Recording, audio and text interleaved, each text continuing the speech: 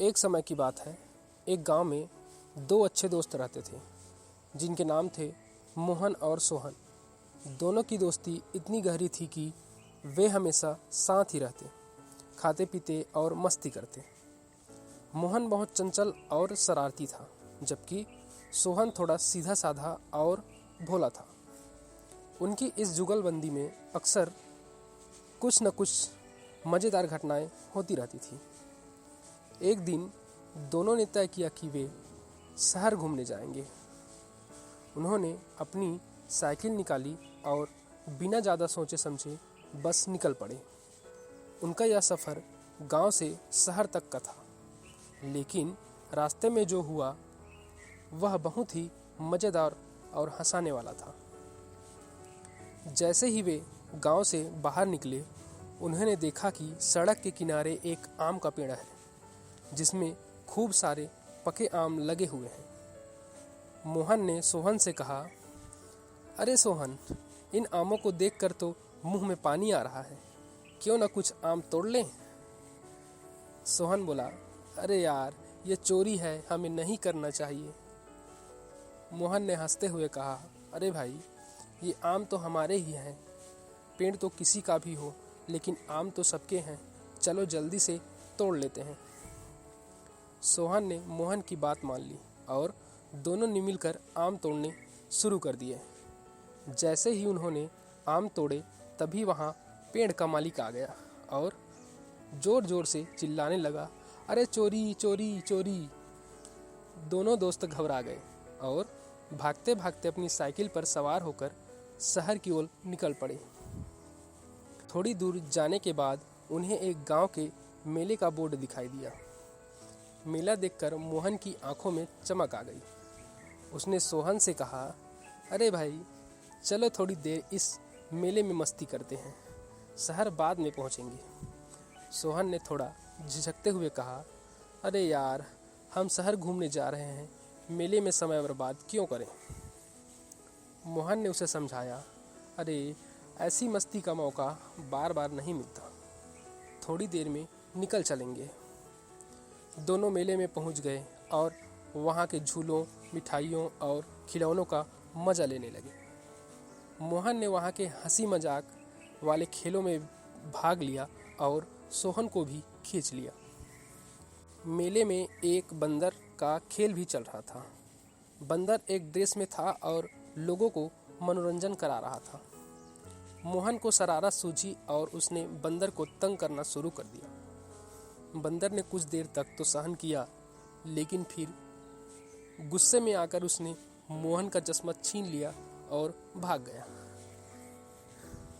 अब मोहन बंदर के पीछे पीछे भागने लगा, लेकिन बंदर तो और भी चालाक निकला। उसने चश्मा पहना और उछल उछल कर मोहन को चिढ़ाने लगा। सभी लोग यह नज़ारा देखकर हंस रहे थे। सोहन ने किसी तरह बंदर से चश्मा वापस लिया और मोहन को दिलासा दी। मेले से निकलने के बाद रास्ते में उन्हें एक पुराना वीरान मकान दिखा। मोहन की शरारती आदतों ने फिर सिर उठाया और उसने सोहन से कहा, चलो इस भूतिया मकान में चलते हैं, सुना है यहाँ भूत रहते हैं। सोहन डरते हुए बोला, अरे यार, ये क्या बेवकूफ़ी है, हमें शहर जाना है, भूत से नहीं मिलना। लेकिन मोहन ने उसकी एक न सुनी और उसे खींचकर अंदर ले गया। मकान के अंदर चारों ओर अंधेरा था और दरवाजे खिड़कियों से हवा चलने की आवाज़ आ रही थी, जो बहुत डरावनी लग रही थी।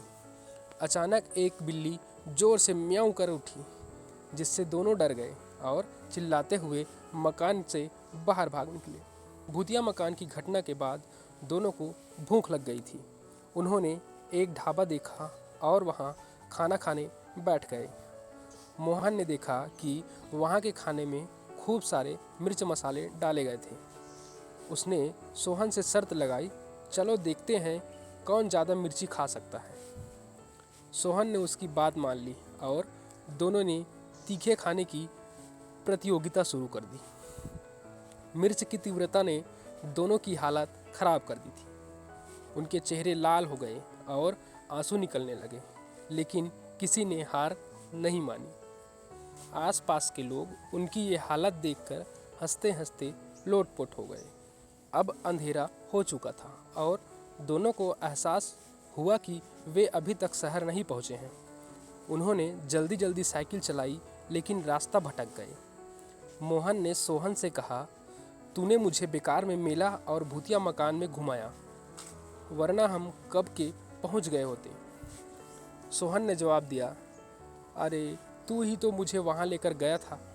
दोनों बहस करने लगे और किसी अजनबी से शहर का रास्ता पूछने लगे। लेकिन जैसे ही वे साइकिल पर वापस चढ़े, उनकी साइकिल की चेन टूट गई। अब उनके पास साइकिल को धक्का देकर ले जाने के अलावा कोई चारा नहीं था। दोनों एक दूसरे पर दोष मढ़ते हुए धक्का लगा रहे थे। कई घंटे धक्के लगाने के बाद जब वे आखिरकार शहर पहुंचे तो रात का समय हो चुका था और सभी दुकानें बंद थीं। दोनों थके मांदे और भूखे थे। सोहन ने उदास होकर कहा, इतनी मेहनत के बाद भी हम कुछ नहीं कर पाए। मोहन ने हंसते हुए कहा, अरे दोस्त, यह सफ़र ही हमारा असली आनंद था। हमने मिलकर इतनी मस्ती की और मज़ेदार अनुभव किए। सोहन भी हंस पड़ा और बोला, हाँ सच में, कभी कभी मंजिल से ज़्यादा सफ़र ही महत्वपूर्ण होता है। दोनों ने हंसते हंसते अपने इस अनोखे सफ़र को याद किया और वापस घर लौट गए। दोस्तों, यह कहानी आपको कैसी लगी ज़रूर बताएं और ऐसे ही नई नई कहानी सुनने के लिए हमारे इस YouTube चैनल को सब्सक्राइब करके घंटी के बटन को प्रेस कर दें, ताकि हम जब भी कोई नया वीडियो लाएं तो उसका नोटिफिकेशन आप तक सबसे पहले पहुंच जाए। वीडियो को अंत तक देखने के लिए धन्यवाद।